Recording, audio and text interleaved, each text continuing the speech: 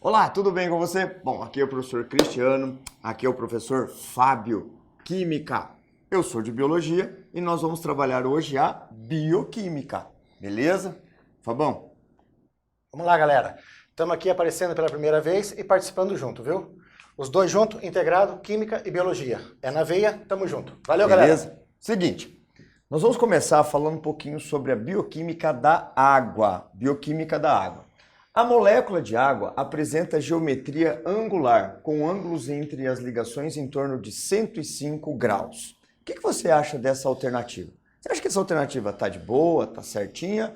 Ou você acha que tem alguma coisa para ser arrumada? E aqui, as ligações de hidrogênio também conferem à água a capacidade de armazenar energia em forma de calor. Bom, dentro dessas duas alternativas, o que você acha que elas estão corretas, estão erradas? Veja comigo aqui. Bom, esta é a molécula de água no formato químico, né? Onde tem a distribuição dos elétrons. O Fabão vai dar aquela geral para você na angularidade da água, beleza? Vamos lá, pessoal. Lembrando aqui. Professor, como é que eu sei, como é que eu vejo a geometria da molécula da água? Então, pessoal, a gente vai procurar o oxigênio como átomo central, a gente vai ver a disposição dos átomos, né, os elétrons da camada de valência. Então, teoria da repulsão dos pares eletrônicos da camada de valência, ok? Então é o seguinte, ele usa um elétron para se ligar no hidrogênio, outro elétron para ligar no hidrogênio, faz duas ligações aqui. Simples, beleza. Olha que sobrou dois pares. E lembre que esses dois pares também contam com nuvens, né? Que não estão sendo utilizadas, mas elas provocam a repulsão dos pares eletrônicos. Então o átomo central de oxigênio tem quantas nuvens? 4 nuvens no átomo central com 2 ligantes. Aí nós voltamos à geometria. 4 com 4 é tetraédrica. 4 com 3 é piramidal. 4 com 2 tem geometria angular. Correta a alternativa. E você sabe que quando é uma geometria angular de um tetraedro, vai estar um ângulo próximo do quê? De 109. Certo, Cristiano? Certíssimo. Então, 105 ou 104,5, como na minha imagem, ó, pode aparecer das duas formas. Os dois valores estão corretos. Pode Beleza? marcar a alternativa. Lembre-se que a gente precisa dar um número exato, né? Como são 104 graus e meio, né? A gente pode falar aqui em torno de 105, tranquilamente, tá? Então, beleza aí, Babão? Marcada a alternativa. Certo. Fechou. E as ligações de hidrogênio? Bom, isso está correto? Se nós pegarmos uma molécula de água, essas moléculas vão se ligar entre si? O que você acha? Bom, o Fabão explicou que tem uma polaridade, no caso tem um polo positivo e o polo negativo. E aí, Fabão, como é que fica a história aqui, velhinho? Aqui fica... Bom, vamos lá. Velhinho foi bom, hein? Fazia bom, né? tempo, chamava assim. Foi mal, foi bom. Mas aqui é o polo negativo e aqui é o polo positivo, ou Exato. Lembrando, a diferença de eletronegatividade dos átomos ligantes, eletronegatividade é a força para atrair os elétrons da ligação.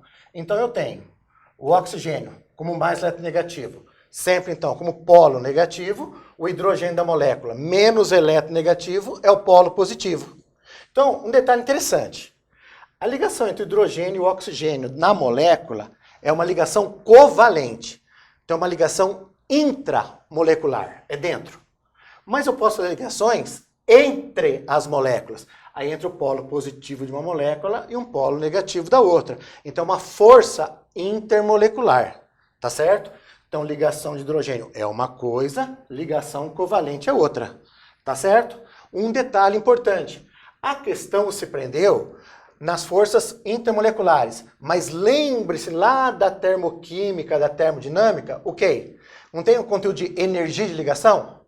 Então, ligação covalente também o quê? Armazena energia, tá bom? Então, ligação covalente armazena energia e as forças intermoleculares também armazenam energia. Certa alternativa, pode marcar. Beleza, então. Muito bem. Bom, deixa eu só dar um pitaco aqui, vamos na questão. Ui!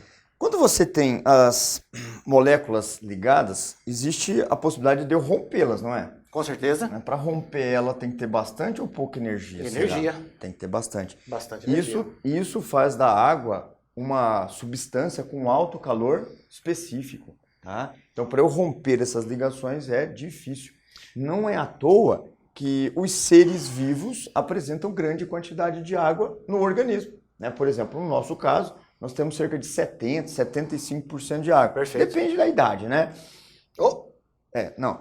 Então, assim, no caso, água em abundância, ela vai servir para armazenar essa energia, para que as reações metabólicas aconteçam.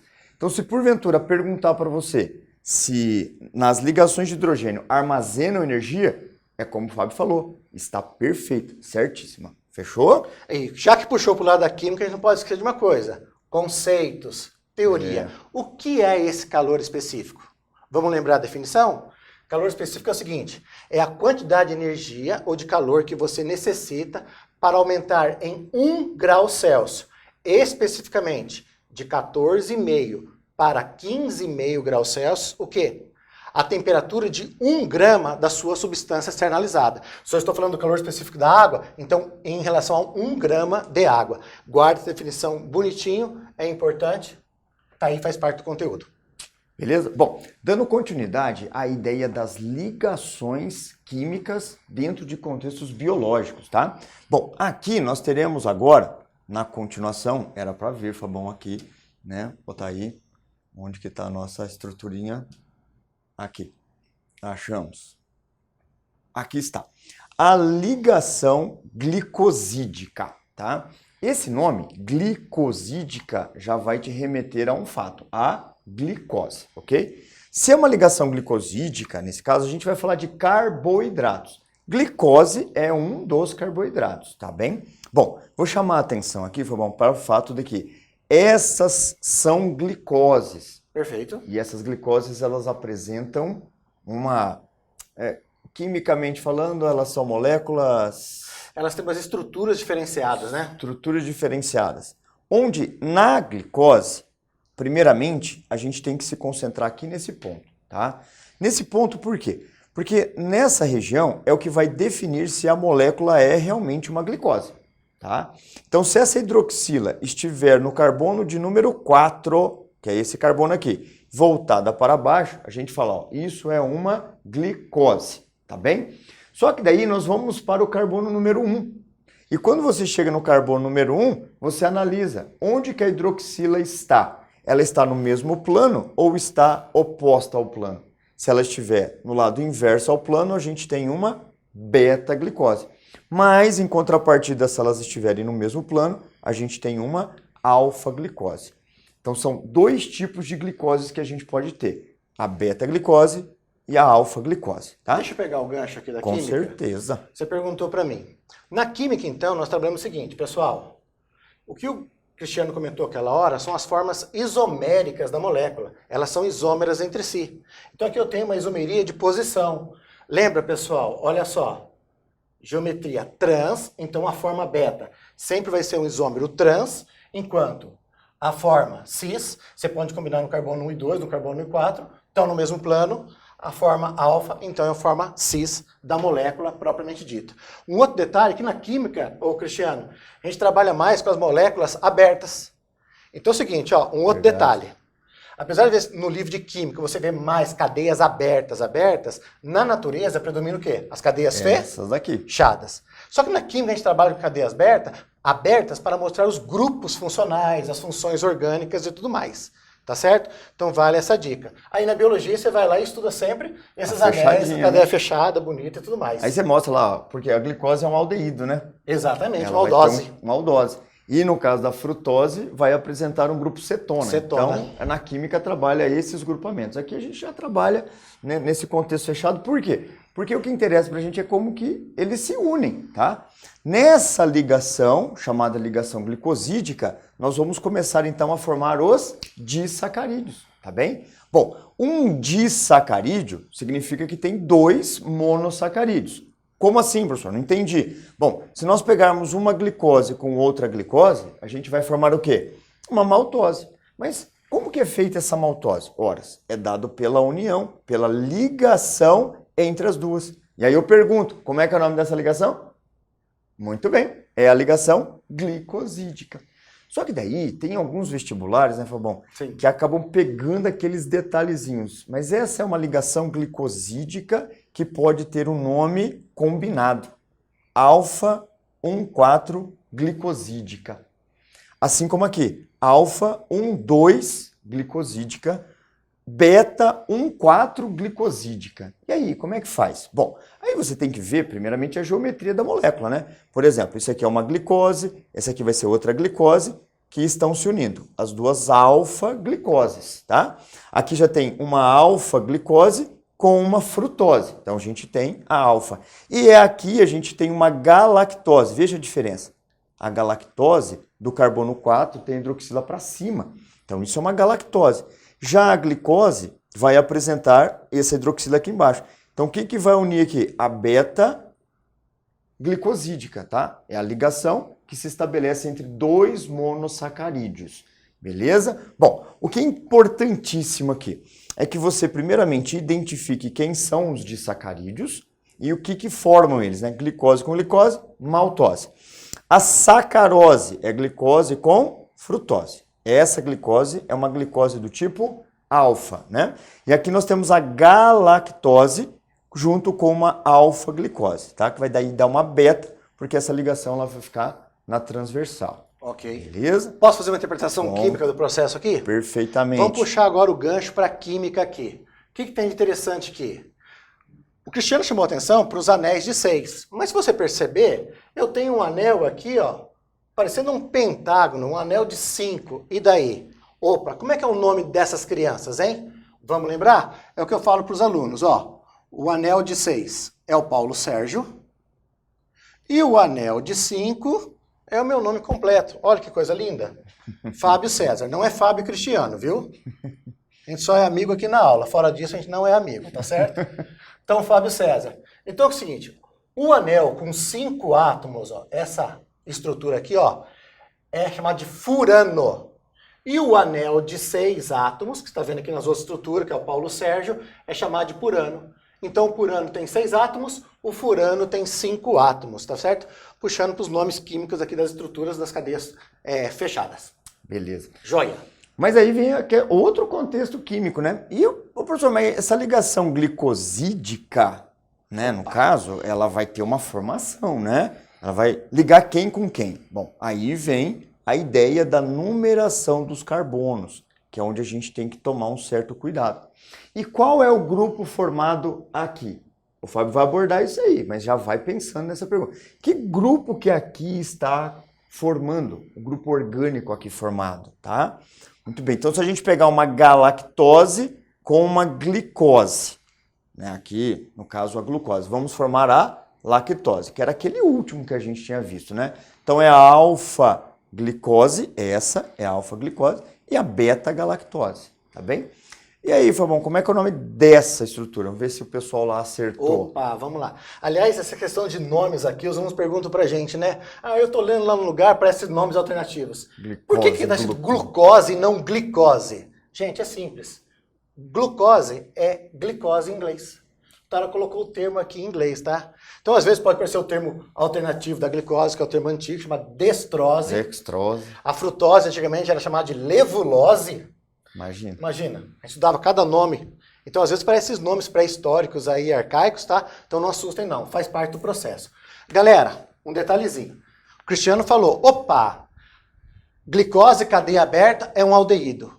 Mas quando vai fazer a reação de ciclização, ou seja, a cadeia aberta vai virar uma cadeia fechada, aquele aldeído desaparece. Tá certo? E aí, se junta. No que fecha o anel, muda a função orgânica. E aqui eu tenho um oxigênio entre 2 átomos de carbono, e aqui eu tenho um oxigênio também entre 2 átomos de carbono. Essa aqui é a nossa função chamada éter, que é isso que o Cristiano estava chamando a atenção para vocês. Para falar a verdade, pessoal, tem um monte de hidroxila aqui, né? Então é um polihidrox, né? É um poliálcool, e a função éter aqui agora misturado no meio. Lembrando que beta é para cima, alfa é para baixo, né? E aí vem o nome das ligações. E aí, acertou? Falou que era a função éter? Perfeito. Caso você tenha dado aquela enroscada, falei, ih, professor, não acertei não. Então preste atenção. Qualquer coisa dá uma voltadinha na aula para entender, né, como que ela foi formada, a questão da ciclização. Tá bem? Muito bem. Continuando, Fabão. Aqui nós temos uma ligação glicosídica, só que ela tem um segredinho de formação, né? Exato. Esse segredinho talvez Não tem seja... como falar de ligação e não falar de reação. Reação, perfeito. Aí química, agora né, entra a cara? parte mais emocionante da aula, a parte mais interessante. Muito bem, deixa eu sair Tá então certo? daqui. Ô, Cristiano, vamos nessa. Então, olha o que nós temos aqui, ó. Opa, mudou, né, Cristiano? Os nossos monossacarídeos. Pois é. As nossas ozes, né? Glicose com Frutose. frutose. Então mudou o nome do disacarídeo. Perfeito. Então, pessoal, olha que é o seguinte. Quando vai juntar essas duas unidades, ok? Então não é uma reação de adição, que você junta tudo para formar um único produto. Uma molécula vai liberar o grupo OH, a outra molécula vai liberar o grupo hidrogênio.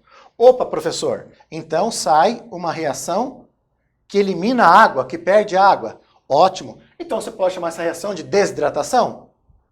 Professor, é uma reação de eliminação? Também entra, porque elimina a água. E aí, nesse oxigênio, ó, olha a função éter e o ponto de ligação entre as duas cadeias carbônicas. Tá certo? Então, a ligação glicosídica, geralmente isso, é uma ligação que elimina água em cada ponto de junção. Bacana. Muito bem. É bonito. Perfeito, né? Ó, mudou o sacarídeo, né? Então, o disacarídeo é sacarose agora, né? Essa ideia da combinação dos monossacarídeos, os vestibulares cobram para valer, tá? Bom, a gente está dando um foco assim na UEM propriamente, tá? Mas né, os vestibulares de forma geral Todos têm essa ideia, né, da ligação glicosídica e sempre. E é a história, pessoal, da interdisciplinariedade, né, Fabão? Essa interdisciplinariedade que a gente está trabalhando aqui, que os vestibulares estão focando bastante, tá? Bom, continuando a nossa sequência, vamos lá. Temos uma reação aqui de condensação. Ótimo. Só que aí tem uns verbetes aí, né, Fabão? Que coisa bonita, né? Fica Químico vê isso aqui, tem daquele quase um jeito. orgasmo, viu, gente? Nossa A Senhora. verdade é isso, é tanto prazer e emoção. Então vem comigo aqui, pessoal, presta atenção. O que eu quero chamar a atenção nisso aqui, pessoal, é 2 pontos. A mesma reação pode ter vários nomes. Ela entra na classificação de vários tipos. Então cuidado, não é porque você deu um nome. Ah, essa reação é de tal nome. Ah, então ela não pode ser isso. Pode sim. Se ela obedece os critérios de classificação, a mesma reação pode ter 3 nomes diferentes.